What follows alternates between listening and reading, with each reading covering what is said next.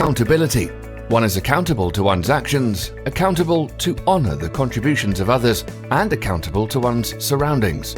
Accountability in violence, failing to find a better way, becomes equitable law.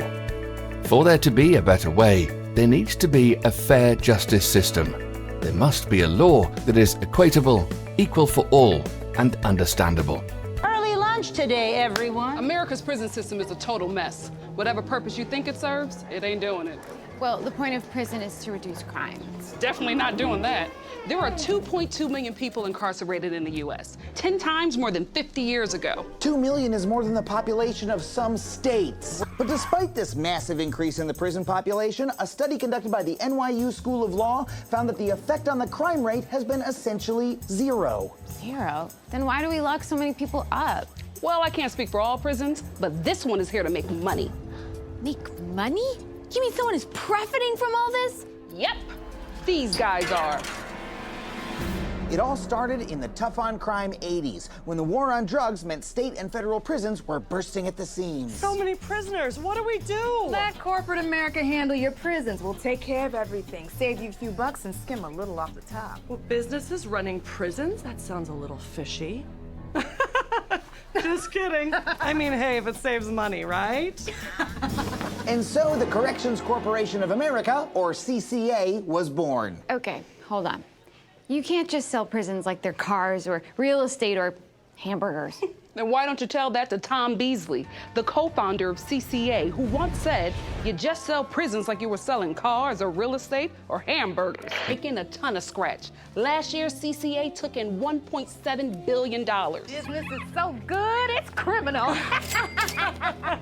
Well, you know, maybe it's okay because they're saving the taxpayer money. Sorry, the sales pitch was wrong. The data shows that private prisons cost the taxpayers just as much as regular prisons. And today, nearly 1/5 of federal prisoners are held in a for-profit facility. Okay, Ah, graffiti. That's an infraction. A beautiful one. Are you Banksy? oh my gosh, I already got an infraction? They must give out a lot of these. Oh yeah, that's not a coincidence.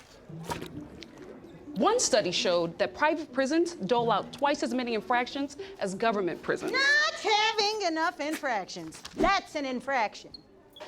These penalties can lengthen your sentence, which earns the company even more cash. Oh, so the more people that are in prison, the more money they make.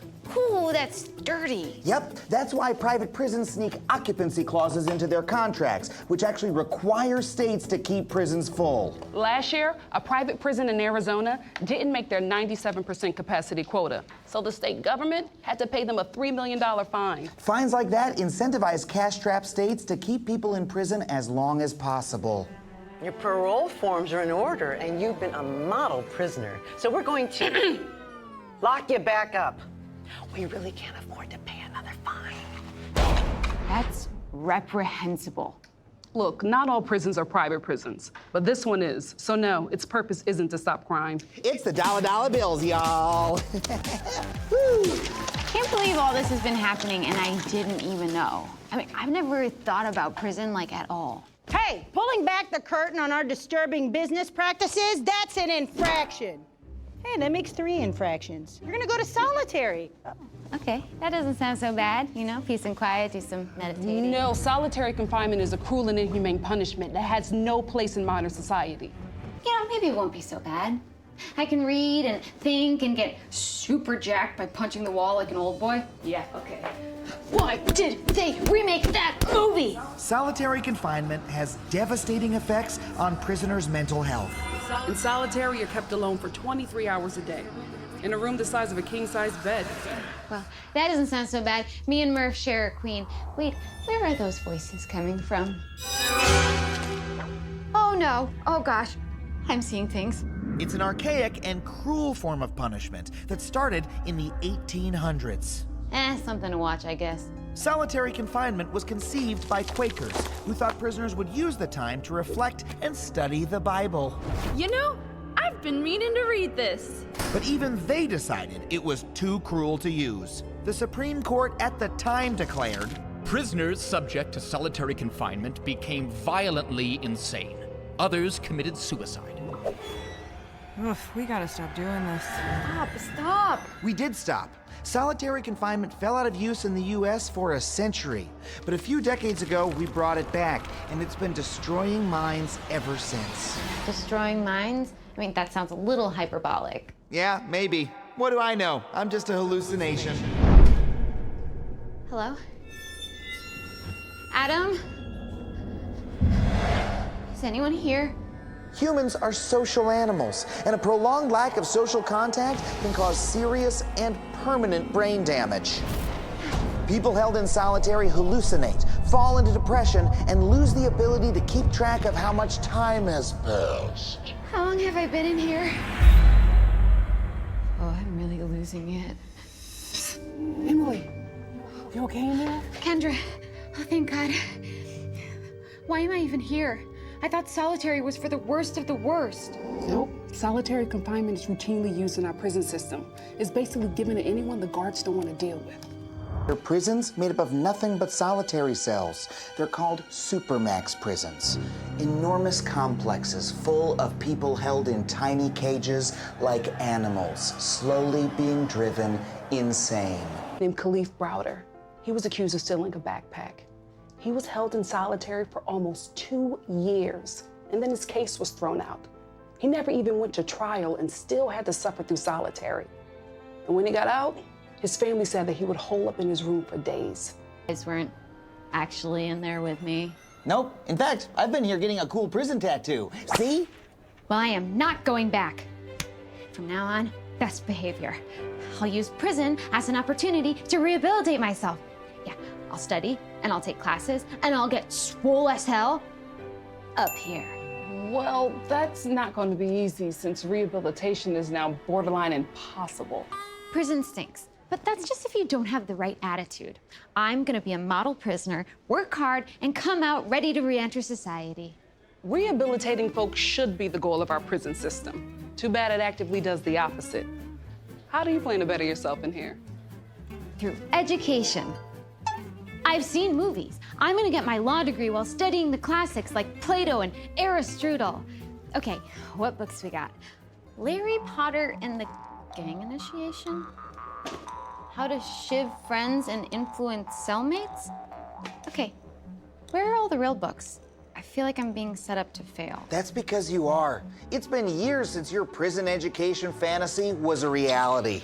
Back in 1847, Sing Sing's prison education program had a curriculum that included reading, writing, math, history, geography, physiology, and even phys ed. Well, great. Sign me up. That was a long time ago. Government budget cuts have systematically eliminated any opportunity for people to educate themselves while in prison. In 1994, tough on crime was all the rage, and American politicians hated the idea that prisoners should get anything. Bad guys getting Pell Grants? No, they should be getting Hell Ants or something. I hate them. Since then, we've gone from having 350 college degree programs for prisoners across the country to just 12. And good luck getting into the programs that do exist. The largest prison training program in the country has a waiting list of 10,000 people. Excuse me, how long have you been waiting here? And this is a real shame because studies show that education is the easiest, cheapest way to reduce recidivism. Right now, 40% of federal prisoners are back behind bars within just 3 years. And instead of trying to reduce that number, this system does everything in its power to make sure that we end up back in here again. Just ask Daryl Atkinson. He's a lawyer and second chance fellow at the Justice Department. Ladies and gentlemen of the jury. Oh man, Adam, I was in the middle of closing arguments. Sorry, Daryl, you're just so good at explaining these things. It's kind of what I do. Hey, Emily. Hi. In 1996, I was convicted of a first-time nonviolent drug crime and sentenced to 10 years in prison. I did my time, got out, got my education, my law degree, and now here I am. You accomplished all that after you were in the pokey? You ever call it the pokey? Yeah, I did, but it wasn't easy. People who leave prison face a litany of barriers. Their rights are stripped away, and it impacts every aspect of their daily lives. They have no money, but they have to pay for their own ankle monitors and other fees associated with their incarceration.